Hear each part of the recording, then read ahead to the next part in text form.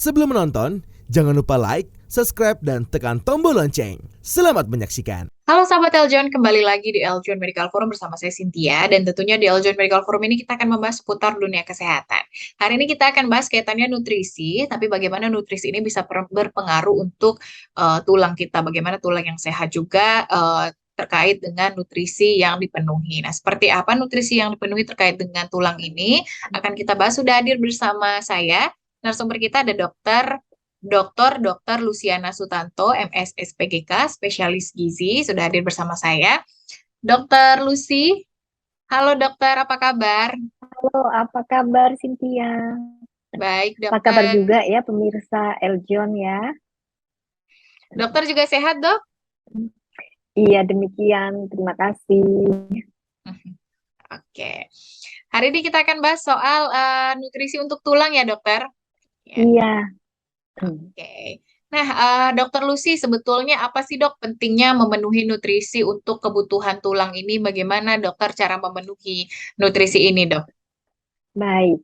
Jadi kita memang harus memenuhi gizi kita supaya tulang kita itu sehat. Mengapa? Karena tulang kita itu dibentuk eh, sampai kepadatan tulang maksimal itu di usia 35 tahun. Jadi ini kesempatan banget ya buat yang belum berusia 35 untuk menabung tulang, sehat, makan sehat. Nah, setelah itu perlahan-lahan tulang itu akan mulai menurun kepadatannya bersama dengan usia. Memang tidak langsung turun, tetapi mulai melandai gitu ya. Nah, pada wanita begitu usia menopause itu penurunannya itu lebih jelas. Kalau pria pada usia 50 juga sudah mulai menurun kepadatannya. Oleh sebab itu, kita harus mencapai puncak kepadatan tulang yang baik. Itu sekitar usia 30-35 tahun. Oke, berarti ada yang beberapa yang mengatakan ya dokter, masyarakat yang bahwa tulang itu nggak perlu lagi kita jaga kalau misalnya sudah melewati masa remaja, katanya sudah tidak berpengaruh. Berarti tidak betul ya dok ya? Oh, itu tidak betul. Karena berbagai aktivitas, berbagai hal itu juga berpengaruh pada kepadatan tulang. Selain gizi yang baik kepadatan tulang, kalau gaya hidup kita tidak sehat, misalnya makan tidak sehat itu akan mengganggu kepadatan tulang. Jadi tulang akan mudah keropos. Terus gaya hidup misalnya uh, gaya yang tidak aktif itu juga menyebabkan lebih mudah pengeroposan tulang. Salah satunya konsumsi kafein yang berlebihan itu juga menyebabkan pengeroposan tulang. Oke. Jadi kita harus makan sehat dan gaya hidup juga harus sehat. Oke, berarti untuk masa lansia itu bisa tadi dokter katakan menabung untuk tulang gitu ya dok ya? Iya benar. Mm-mm. Oke. Nah, bagaimana dokter memenuhi nutrisi untuk tulang ini, dok? Seperti apa makanan yang mungkin disarankan atau bagaimana, dok?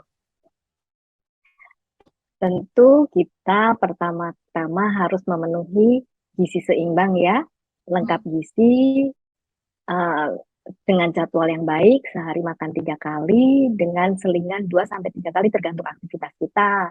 Kemudian setiap kali makan itu lengkap gizi yang terdiri dari makanan pokok, sayur, lauk, dan buah.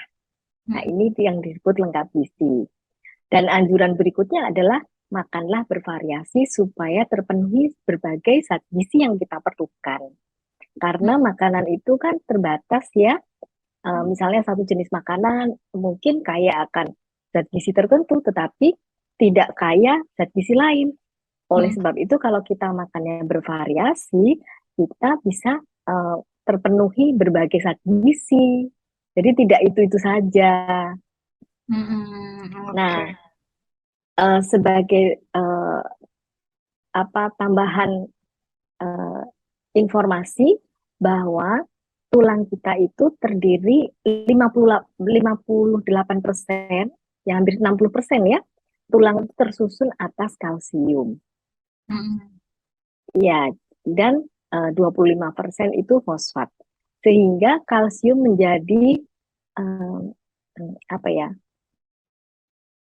Menjadi diutamakan eh, pada pembentukan tulang itu.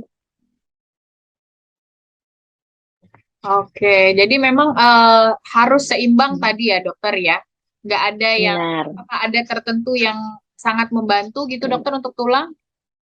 Nah, salah satunya adalah kalsium. Itu harus terpenuhi. Nah, kalsium itu kita dapat dari mana? Dari banyak makanan.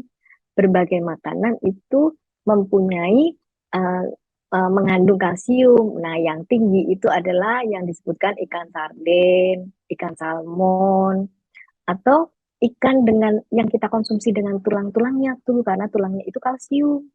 Sayuran, beberapa sayuran juga disebutkan, misalnya brokoli, pokcoy, bayam, tahu juga.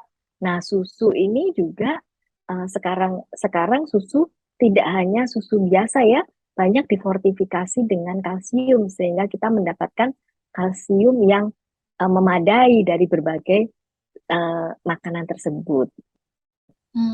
Oke. Susu juga berarti untuk tulang ya dok ya. Iya benar. Oke, berarti sampai dewasa pun umur 30 masih Hmm, ngaruh ya dokter ya untuk minum susu.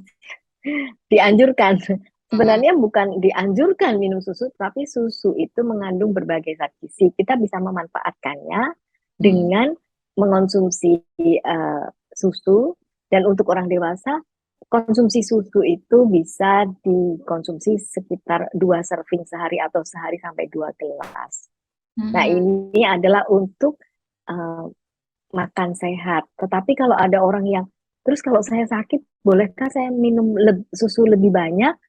Ya Mm. tentu saja boleh gitu. Tetapi supaya kita mendapatkan berbagai zat gizi, lebih baik mengonsumsi makanan itu bervariasi.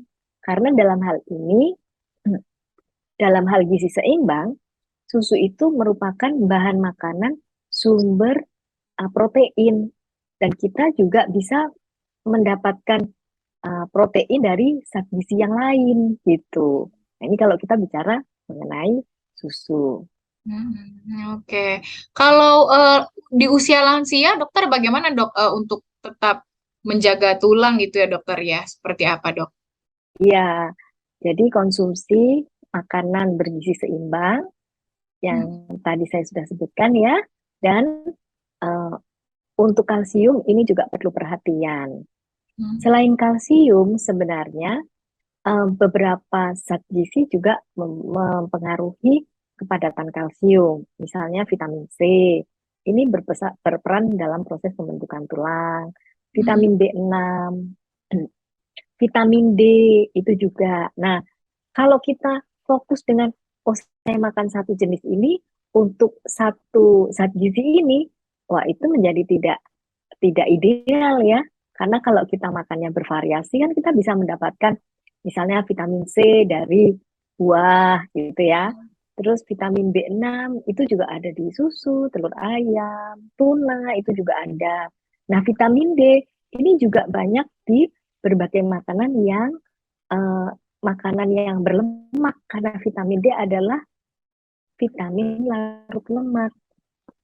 Hmm. Nah, vitamin D punya kekhususan yaitu eh, bahan makanan yang kita temukan sehari-hari itu ternyata tidak sangat tinggi untuk memenuhi kebutuhan vitamin D kita karena kita diharapkan mendapatkan eh, vitamin D dari aktivasi vitamin D di kulit dengan bantuan sinar matahari. Nah, masalahnya kan sekarang kita justru malah eh, jarang terpajan sinar matahari ya. Iya, Malah ada yang banyak yang menghindar lagi. betul. Karena kita diharapkan mendapat kelengkapan, kita diharapkan kita bisa mendapatkan vitamin D itu dalam jumlah yang sesuai, termasuk dari sinar matahari. Oleh sebab itu, kalau sehari-hari kita tidak terpapar sinar matahari, alangkah baiknya kita memeriksakan diri untuk mengetahui kadar vitamin D kita. Kalau kadar vitamin D rendah, nah itu tempatnya untuk kita mengonsumsi suplemen. Nah, demikian juga kalsium. Kalau asupan kalsium kita sangat rendah dan kalsium kita rendah, kita juga harus mengonsumsi suplemen. Karena kalau kita menunggu sampai kapan sih kropos gitu ya, biasanya sering ditanya, rasanya apa sih kalau kalsium itu tidak cukup, kemudian kropos, tidak ada rasanya. Itu sebabnya disebut penyakit yang diam-diam atau silent disease. Nah, jadi nanti tahu-tahu, oh tulangnya sudah kropos, gitu. Ada beberapa cara pemeriksaan kepadatan tulang ya di rumah sakit. Ada beberapa cara pemeriksaan, misalnya dengan ultrasound, DEXA, CT gitu ya. Tapi kita juga bisa mengukur dengan kalkulator screening osteoporosis.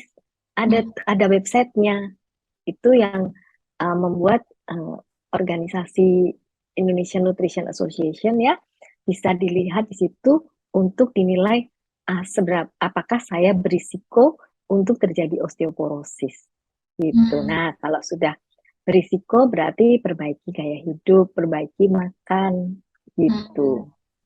Oke, berarti bisa dicek ya dokter ya apabila kekurangan kalsium juga gitu dok? Iya, iya benar. Oke, dokter kalau pemenuhan nutrisi ini mungkin untuk anak-anak gitu ya dok, bisa dipenuhi sejak kehamilan kah dokter? Alangkah baiknya ibu hamil itu mengonsumsi lengkap gizi dan makan makanan yang menyehatkan, sehingga janin yang di kandungan itu sudah disupport agar sehat ya. Mengingat sekarang ini sangat populer 1000 hari pertama kehidupan atau 1000 HPK. Nah, itu dari mulai kehamilan hingga anak berusia 2 tahun. Itu adalah periode emas yang harus kita manfaatkan. Sahabat Eljon, itu dia tadi dari Dr. Luciana kita sudah mendengarkan bagaimana memenuhi nutrisi untuk tulang, kepadatan tulang, bagaimana juga untuk lansia dan lain-lain bisa dipenuhi dengan tadi gizi yang seimbang, dibantu juga oleh kalsium. Tapi jangan kemana-mana karena kita akan kembali lagi.